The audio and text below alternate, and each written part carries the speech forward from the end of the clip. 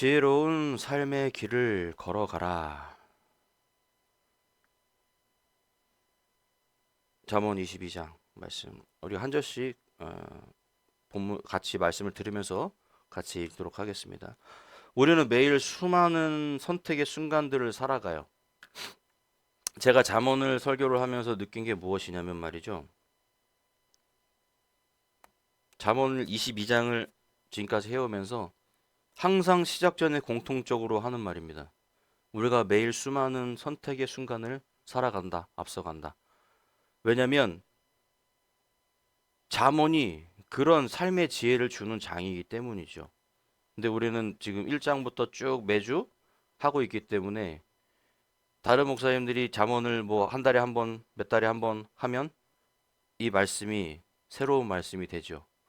우리는 매 순간 새로운 삶을 살아간다.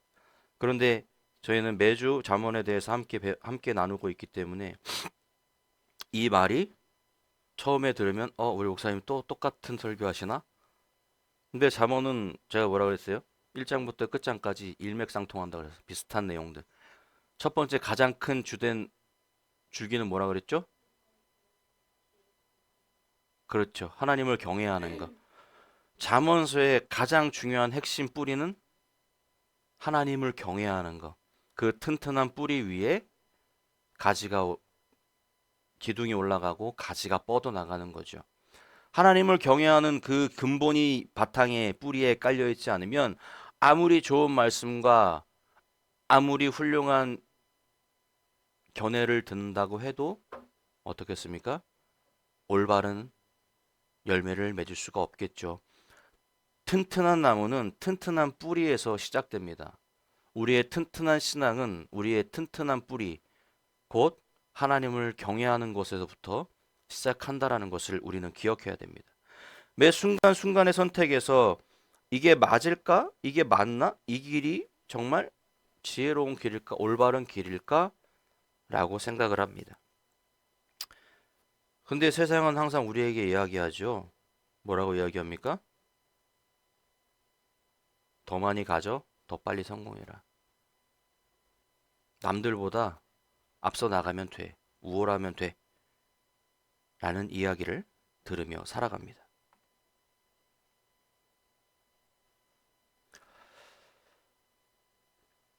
오늘 잠언 22장의 이야기는요, 우리가 이거를 이제 좀 주목을 해봐야 돼요. 잠언 22장의 특징은요, 이제 솔로몬의 잠언은 마지막 장이에요. 솔로몬의 장은 이제 1절에서 16절까지 끝나고 지혜자들의 말씀의 부분이 시작되어집니다. 중요한 건 뭐냐면 전환이 된다라는 거예요. 뭔가 확 바뀐다라는 거죠. 어떻게 바뀌냐? 솔로몬의 잠언은 듣는 지혜였다면 이제 지혜자들의 말들은 마음에 새기는 지혜여야 된다라는 거죠. 듣는 지혜에서 그것을 마음에 새기는 지혜. 이것이 오늘 22장의 특징이라는 거예요. 넘어가는, 전환되어지는 장입니다. 분위기가 전환되어지는 그런 장이라고 할 수 있습니다.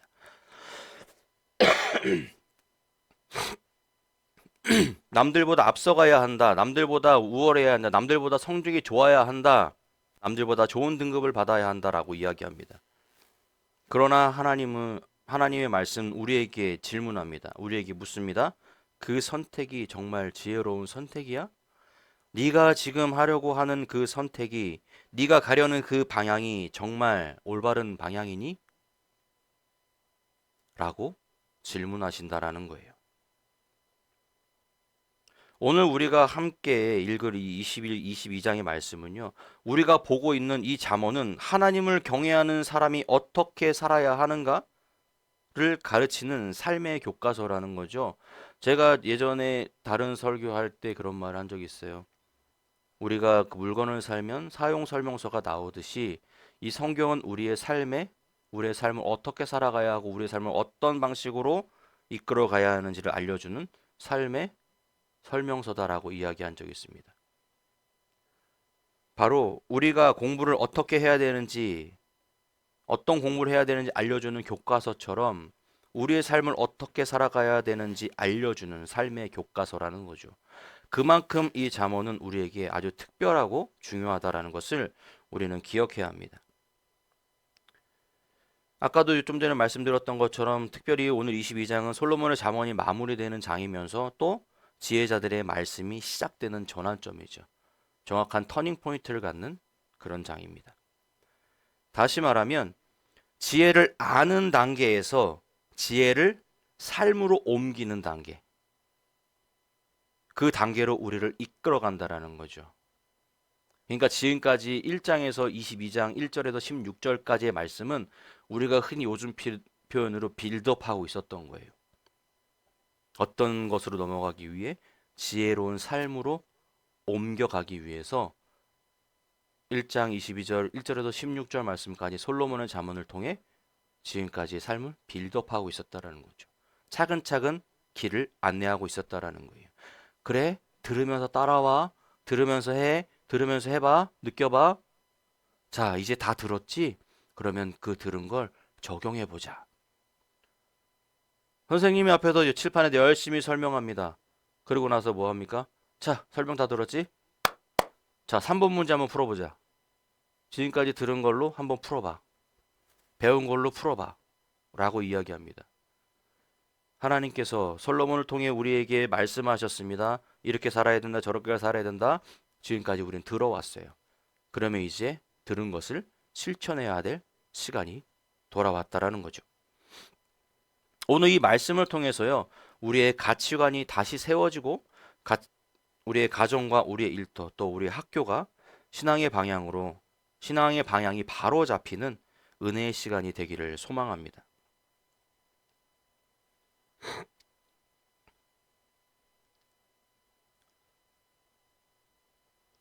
1장 1절에서 1절에서 16절은 삶의 현장에서 필요한 지혜를 이야기해 줍니다. 10절에서 21절은 지혜를 마음에 새기라라고 이야기해요.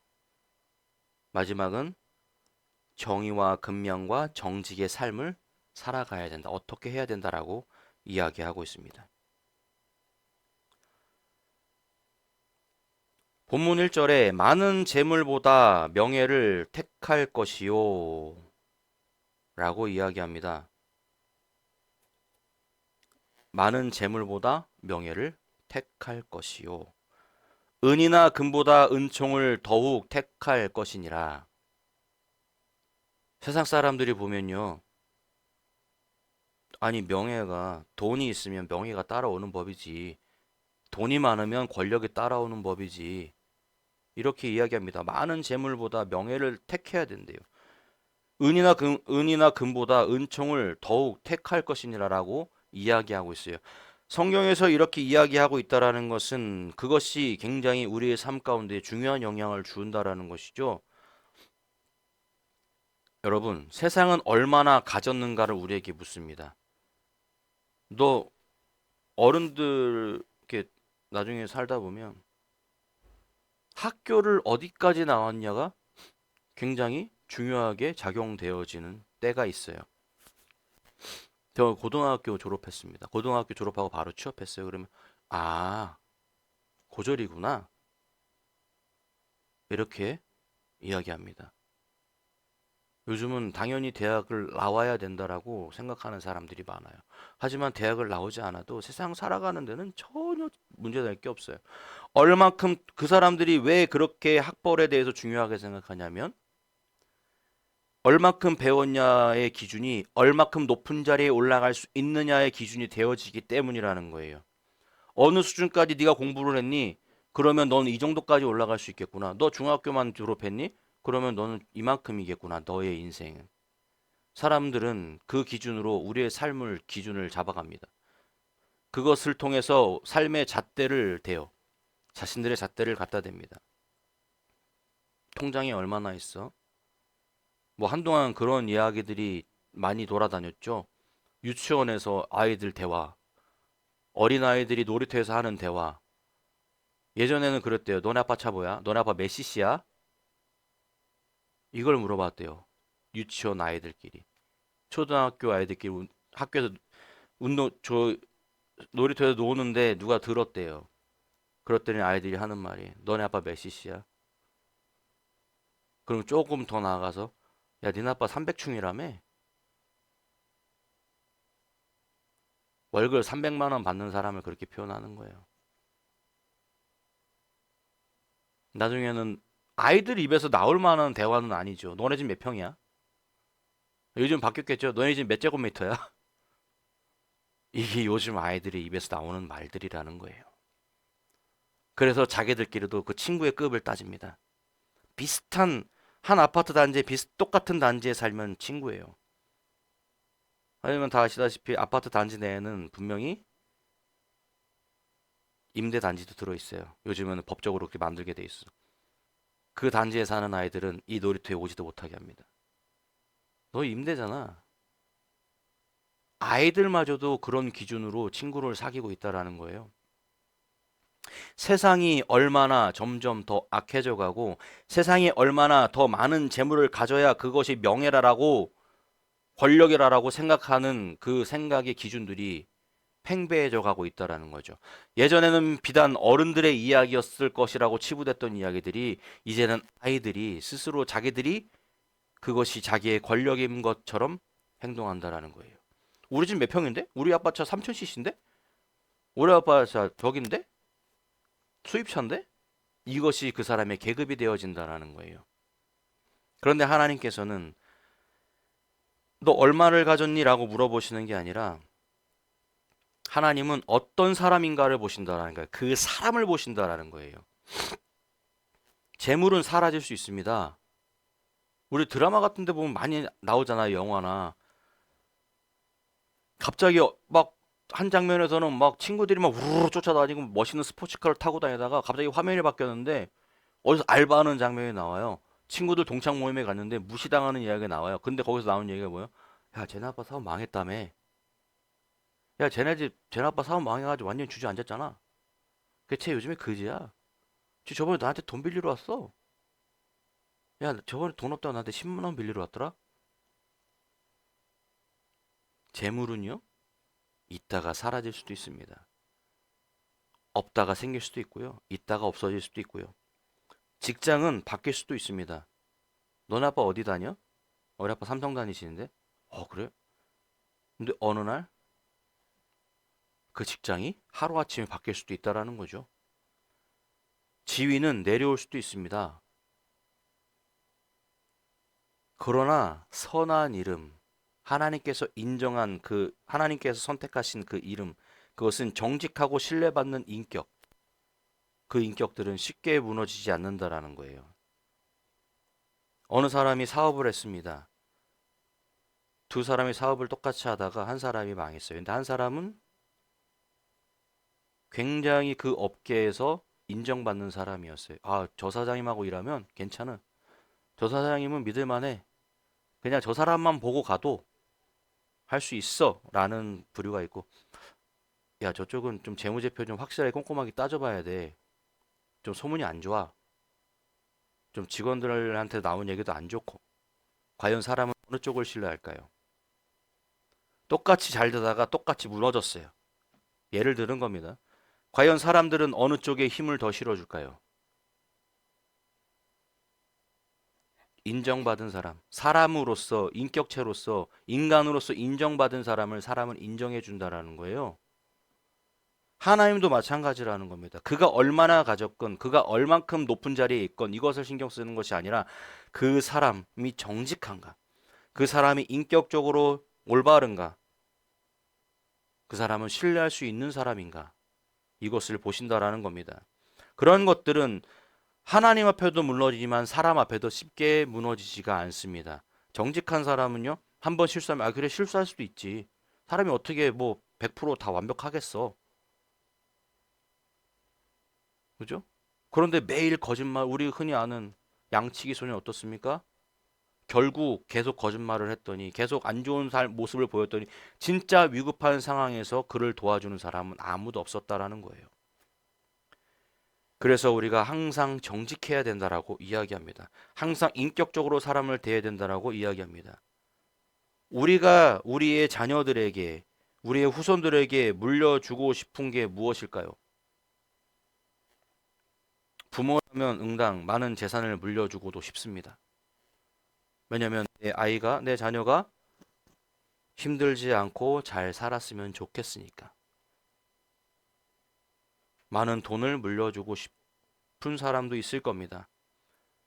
여러분의 선택은 돈입니까? 아니면 신앙과 사람의 인격입니까? 이전은 이렇게 우리에게 말합니다. 부자와 가난한 자가 함께 살거니와 그 모두를 지으시는 여호와시니라 라고 이야기하고 있어요.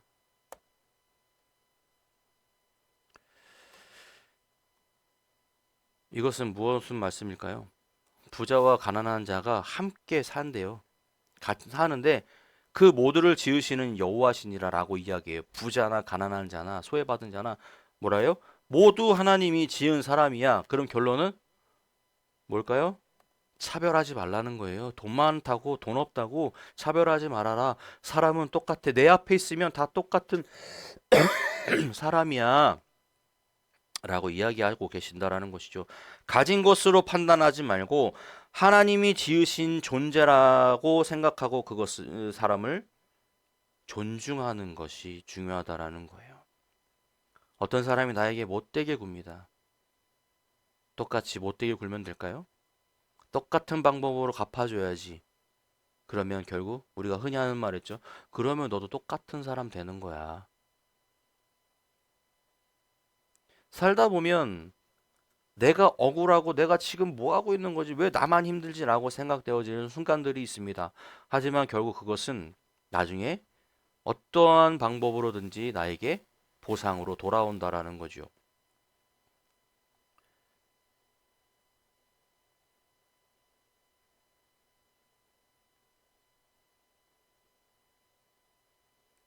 3절에서 5절에는요, 이렇게 이야기합니다. 3절에서 슬기로운 자는 재앙을 보면 숨어 피하여도 어리석은 자는 나아가다가 해를 받느니라 라고 이야기합니다. 뭐라고 얘기해? 믿음은요, 뭐래요? 왜 4절이 넘어갔어요? 믿음은 무모함이 아니랍니다. 슬기로운 자는요, 뭐래요? 3절에? 재앙을 보면 숨어서 피한대요. 재앙에 맞서지 않는데요. 그것을 피한대요. 아, 비겁하게 그걸 피해 맞서 싸워야지. 재앙은요, 피하는 거예요. 맞서 싸우는 게 아니라 마귀가 나한테 사탄이 나한테 달려들잖아요. 그럼 그걸 피해야죠. 그걸 왜 맞서 싸워요? 여러분들 사탄하고 마귀하고 싸우면 이길 자신 있어요? 아니요. 못 이겨요. 절대로. 그 믿음 좋다는 욥도 사탄이 덤비니까 못 이겼어요. 다 무너졌어요. 하나님께서 주관하고 계신 것이긴 했지만 결국 그 믿음 좋은 욥도 사탄의 관계에 다 무너져 내렸어요. 버틸 재간이 없는 거죠. 재앙은 피하는 게 상책입니다. 무식하게 덤벼들 필요가 없다라는 거예요. 성경에 말하는 것처럼 슬기로운 자는요, 재앙을 보면 숨는데요, 피한대요. 근데 어리석은 자는 그걸 맞서 싸간대요. 맞서 싸운대요. 앞에 나가서 맞서 나간대요. 그거 앞으로 재앙 앞으로 간대요. 그럼 뭐 한대요? 분명히 말하죠. 해를 받는데요. 너희가 승리하고 기쁨을 얻을 것이다라고 그거 나오는 게 아니라 해를 받는다라는 겁니다.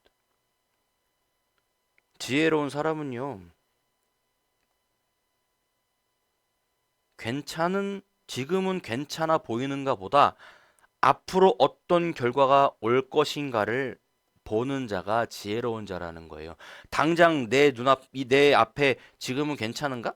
괜찮겠지? 이것이 아니라 내 앞에 내가 지금 이렇게 했을 때 나에게 돌아오는 그 길, 나에게 돌아오는 내가 갔을 때 내 길에 그 목적지에 무엇이 있는가? 나에게 앞으로 어떤 결과가 올지를 미리 본다라는 거죠. 지혜로운 자들은. 그러니 경고망동하지 않는다라는 거예요. 일희일비하지 않는다라는 거예요. 무슨 뜻인지 알죠? 6급? 6급 공부하나요? 지금 7급 공부하나요? 5, 5급이에요? 저보다 낫군요. 경고망동하지 않고 일희일비하지 않는. 무슨 뜻인지 알죠? 해석 한번 해볼까요? 경고망동은 뭔 뜻이죠? 응? 쉽게 생각하면 돼요. 그냥 그냥 날뛰지 말라는 거예요. 경솔하게 행동하지 말라는 거예요. 일희일비는요. 하나 이거 했다고 즐거워하고 또 하나 더 하지 말라는 거예요. 그러니까 내 마음을 견고히 세우라는 이야기예요. 내 기준을 올바로 딱 세우고 있으라는 이야기죠. 성경이 그 이야기를 지금 우리에게 해주고 있는 거예요. 지금 나에게 이 길이 너무 힘든데 무너지는 것이 아니라 나에게 왜 이런 슬픔이 거기 주저앉는 것이 아니라 그것을 헤쳐나가는 뚝심, 그것을 헤쳐나갈 수 있는 힘을 우리가 가지고 있어야 된다라는 겁니다. 신앙생활도 마찬가지예요. 말씀을 들을 때, 이 말씀은 나에게 주시는 경고의 말씀이구나. 라고 깨닫고 방향을 바꾸는 사람이 지혜로운 사람이에요. 왜, 응? 목사님 설교 시간에 나 까시네? 어? 요즘 표현으로, 목사님 강단에서 나 긁네? 그죠? 요즘은 그러면 이제 성도들이 안 나오잖아요. 예전 목사님들은 그런 거 많이 하셨어요. 엄청 긁었어요. 저도 많이 긁혔고. 우리 겪어봤잖아요. 그죠? 그런데 그것을 기분 나빠하면 안 된다라는 거예요. 말씀을 듣는데 제가 목사님들은요. 누구를 타켓으로 삼아서 이야기하지 않습니다. 누구 한 사람을 타켓으로 딱 잡아서 하지 않아요. 하지 않아요. 그런데 그걸 듣는 우리가 내 스스로 나를 긁는 거예요. 근데 그것을 경고로 받아들이고 그것을 가슴 아파하고 그것을 생각하고 그 방향을 바꾸는 사람이 지혜로운 사람이라고 이야기하는 거예요. 그러니까 흔히 꾸중을 들었을 때, 흔히 말하는 잔소리를 들었을 때, 훈계를 들었을 때 그것에 기분 나빠하지 말고 그것을 나의 삶의 방향을 바꾸는 자양제로 쓰라는 거예요. 성경의 말씀은. 또 4절은 이렇게 말합니다. 겸손과 여호와를 경외함의 보상은 재물과 영광과 생명이니라.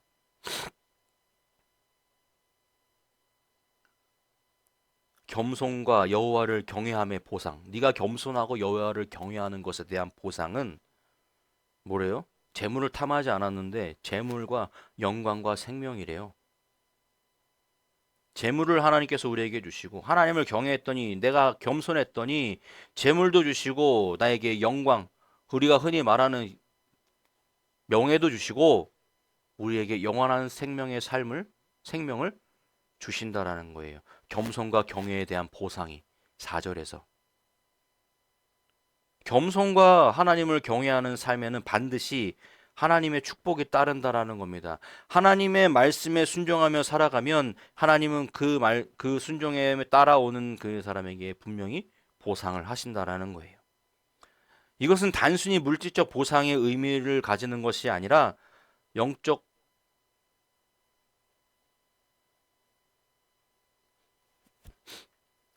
풍요와 존귀 그리고 영생에 이르는 길임을 우리는 기억해야 된다라는 겁니다. 5절에서 말합니다. 죄와 불순종의 길에는 반드시 고통과 함정이 따른다라고 이야기해요.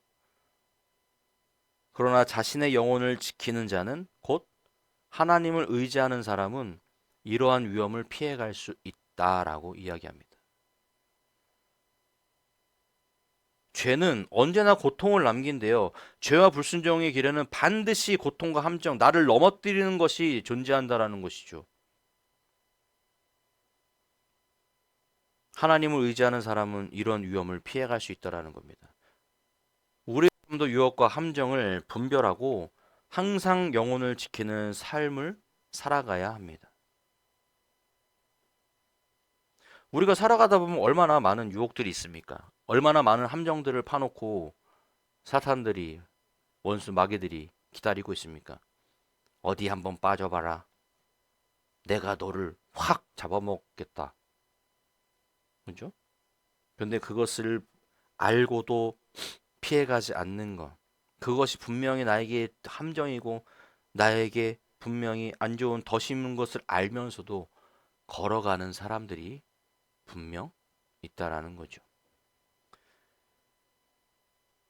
죄의 길에는 반드시 가시와 올무가 있습니다. 죄의 길에는 그것이 설상 내가 성공할 수 있을 것 같아 보일지라도 결국 그 길에는 가시가 있다라는 거예요. 올무, 즉 덫이 있다라는 거예요. 나를 넘어뜨리는, 나를 무너뜨리는 위험들이 있다라는 거죠. 그러니 그 길은 결코 좋은 길이 아니라는 것을 성경은 이야기하고 있는 것입니다. 여러분, 잠언 22장에서 가장 많이 알려진 말씀이 있어요. 뭐냐면 6절에 마땅히 행할 길을 아이에게 가르치라 그리하면 늙어도 그것을 떠나지 아니하리라. 뭐랍니까? 마땅히 행할 길을 아이에게 가르치래요. 근데 요즘은 마땅히 행할 길을 아이에게 이야기하지 않는, 가르치지 않습니다. 그냥 그 아이가 살아가고자 하는 모습으로 살아가게 놔둬요. 그런데 결국 그런 아이들은 어떻습니까? 오늘 성경이 말하고 있듯이 그리 안 하면 늙어도 그것을 안 한다라는 거예요. 나이가 들어도. 어릴 때 습관적으로 습관이 잡혀져 있지 않으면 우리 그걸 속담에도 있잖아요. 3살 버릇 80까지 간다고 하잖아요. 마땅히 가르치랍니다. 마땅히 신앙생활을 하나님을 섬기는 방법을 어릴 때부터 알려주라는 거예요. 그러면 그 사람은 나이가 들어도 청년이 돼도 학생이 돼도 교회를 떠나지 않는다라는 겁니다. 우리 그거 있잖아요. 보면 옛날에 고민들이 뭐였습니까? 교회 청년들이 없다. 그런 고민들을 많이 했습니다. 교회 현장에서. 그런데 왜 그런가 지켜봤더니 초등학교 때, 중학교 때, 중학교 때까지는 그럭저럭 잘 나와요. 근데 고등학교 가면서 이제 학업이 점점 많아지면서 수능을 준비하면서 아이들이 교회를 오지 않아요, 주일날. 근데 부모들은 어떻습니까? 데리고 가려고 하질 않아요. 같이 가려고 하질 않아요. 그래, 공부해. 물론 수험생에게 주일 1시간 굉장히 중요한 시간이죠. 인생에 다시 돌아오지 않을 열심히 해야 되는 시간인 건 맞습니다. 근데 저는 그런 의문점이 들어요. 그거 1시간 더 한다고 뭐가 머릿속에 더 들어오나? 그거 한다고 1시간 그거 왔다 갔다 왕복 시간까지 해서 뭐 2시간 정도 좀 쉰다고 그게 서울대 가래가 뭐 다른 데 갈까? 2시간 쉬었다고 학교가 바뀔까? 수능 점수가 바뀔까? 하나님 앞에 예배하는데 하나님께서 그것을 지켜주시지 아니하시겠냐라는 거예요. 그런데 보면 꼭 그래요. 잘 어릴 때는 열심히 주일학교 잘 나오고 잘 하다가 점점 학력이 높아질수록 그러고 나서 어디로 다가요? 청년들이 대학을 가면 교회를 안 나와요. 왜요? 노는 게 좋거든요. MT 가도 노는 거 좋거든요. 친구들 만나서 이제 성인이니까 마음대로 노는 거 좋거든요. 점점 교회를 멀리합니다. 떠납니다. 근데 요즘은 또 청년들이 많이 돌아오고 있어요. 생각해 보십시오. 왜 그럴까요? 제가 봐선 그들의 신앙을 양육했던 부모들의 문제가 저는 분명히 있었다라고 봐요.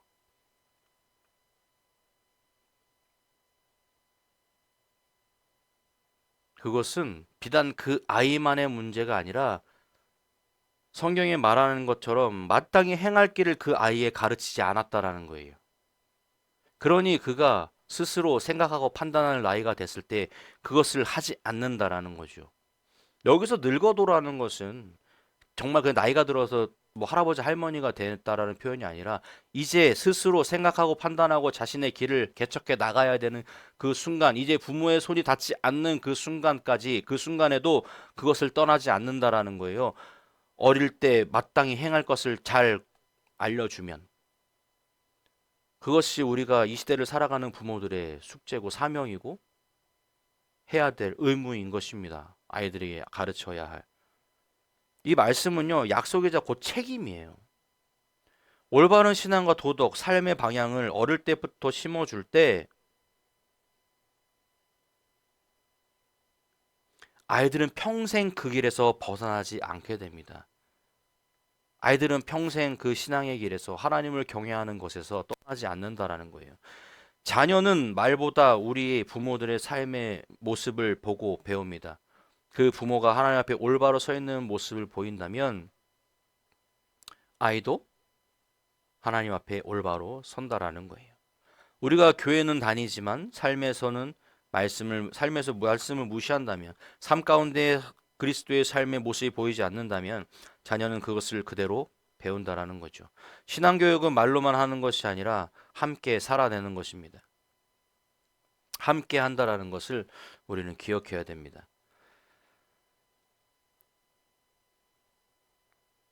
7절에 이렇게 얘기합니다. 부자는 가난한 자를 주관하고 빚진 자는 체주의 종이 되느니라.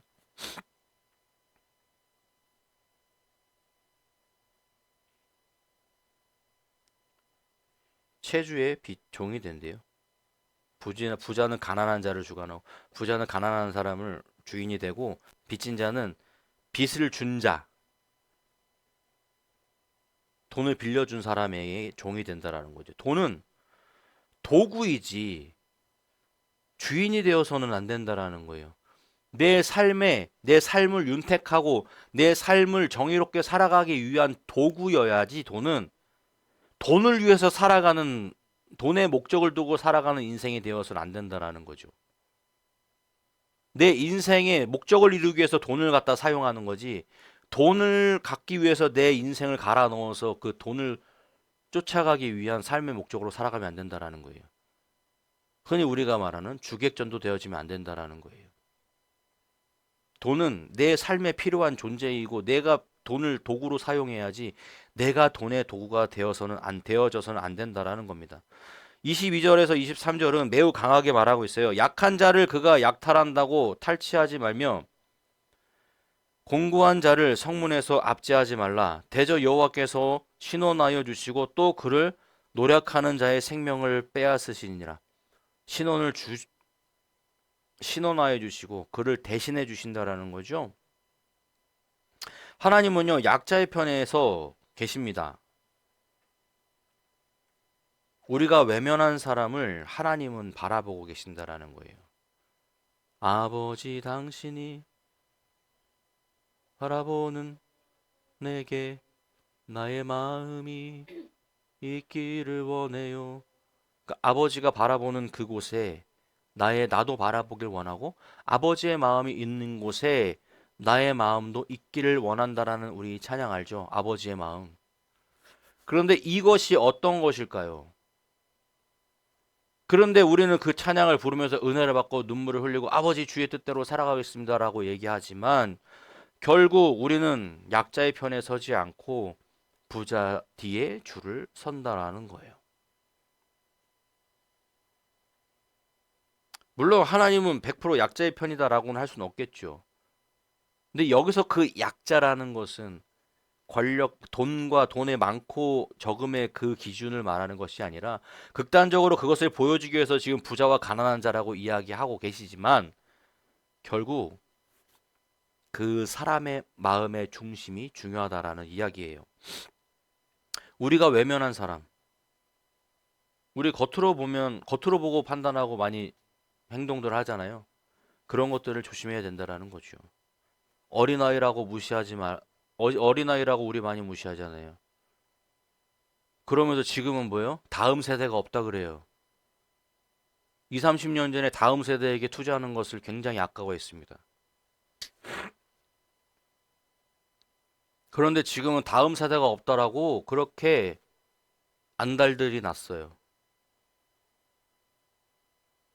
불과 몇 년 전에는 그렇게 거들떠도 안 보던 다음 세대들. 하나님은 그 어린아이의 손길과 그 어린아이의 발걸음도 지키신다라는 거죠.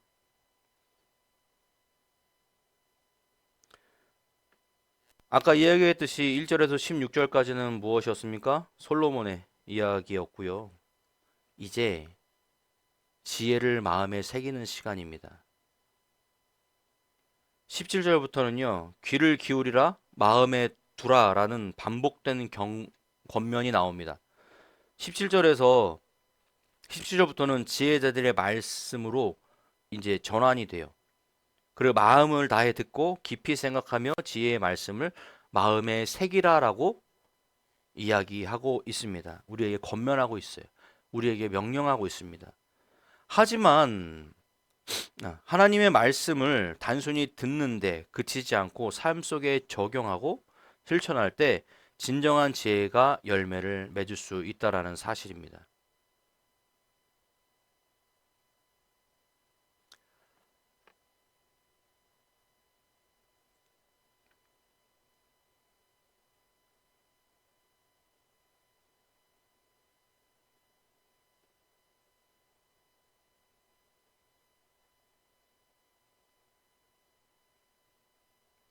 지혜는요, 듣는 태도,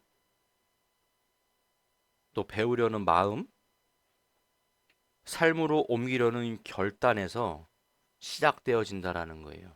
하나님 지혜를 주옵소서. 저에게 지혜를 주세요. 지혜가 필요합니다. 하나님 솔로몬의 지혜를 저에게 주시고. 기도만 한다고 그 지혜가 올까요? 지혜는 들음에서 나옵니다. 지혜는 배우려는 마음에서 나와요. 또 지혜는 그 듣고 배우려는 그 듣고 배웠던 그 말씀들을 내 삶으로 옮길 때에 결단할 때에 시작되어진다라는 거죠. 지혜의 삶은. 24절과 25절에서는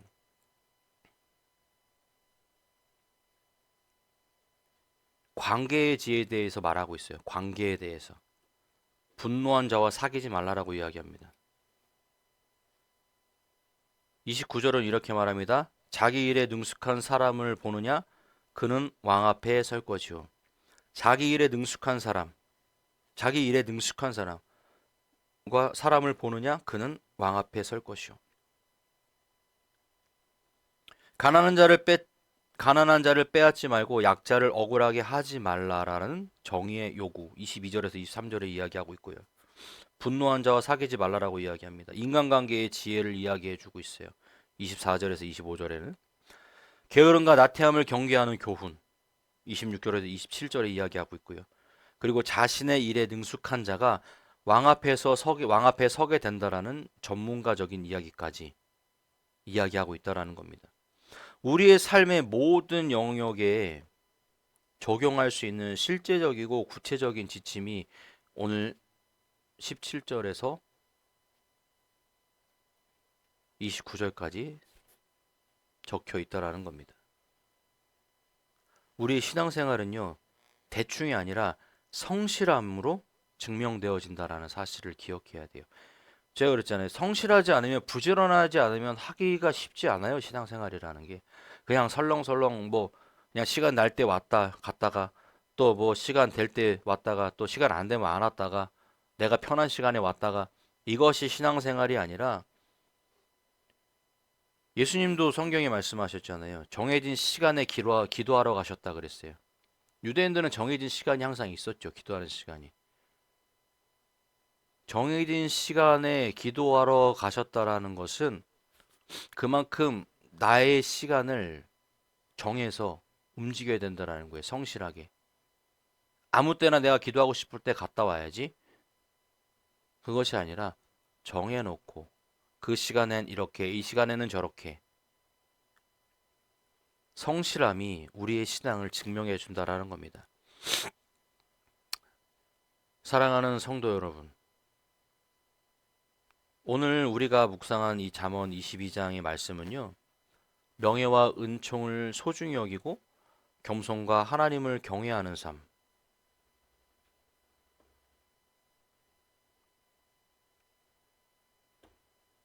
자녀의 교육의 중요성, 약자에 대한 사랑과 그리고 정의, 정직, 그리고 근면의 가치를 우리에게 다시 한번 일깨워 주고 있습니다. 우리가 살아가는 동안에 세상의 기준이 아니라 하나님의 말씀과 지혜에 우리의 삶을 세워감을 강조하고 있어요. 여러분들이 살아가는 삶의 기준은 무엇입니까? 세상이십니까? 아니면 하나님의 말씀입니까? 우리의 삶을 어디에 중점을 두고 세워가야 하는지 성경에서 오늘 우리가 본 이 22장 말씀이 이야기하고 있다라는 거죠. 이제 우리의 삶을 돌아보고 혹시 재물이나 세상적 성공에 마음을 뺏기고 있지는 않은지, 약자와 소외된 이웃을 외면하고 있지는 않은지, 내 자녀와 이웃에게 신앙의 본을 보이고 있는지 우리는 점검해 보아야 할 것입니다. 그리고 오늘 이 말씀을 마음에 새기고 우리의 가정과 일터, 또 우리 학교에서, 교회 공동체 안에서 구체적으로 실천할 것을 마음속으로 결단하시기 바랍니다. 사랑하는 여러분, 오늘 말씀을 삶 속에서 실천하며 하나님께서 주시는 참된 지혜와 복을 누리는 한 주간 되시기를 주의 이름으로 축복합니다. 하나님께서 주시는 마지막으로 하나님 앞에 우리의 연약함을 고백하고 또 참된 지혜와 용기 그리고 실천할 힘을 주시는 기도로 이 시간을 마치고자 합니다. 기도하겠습니다. 하나님, 오늘 잠언 22장 말씀을 통해 저희에게 주신 지혜를 삶 속에서 실천하게 하시고 명예와 은총을 소중히 여기며 겸손과 경외함으로 살아가게 하소서. 자녀와 이웃에게 소망의 본이 되게 하시고 정의와 사랑을 실천하게 하여 주옵소서. 예수 그리스도의 이름으로 기도드렸습니다. 아멘.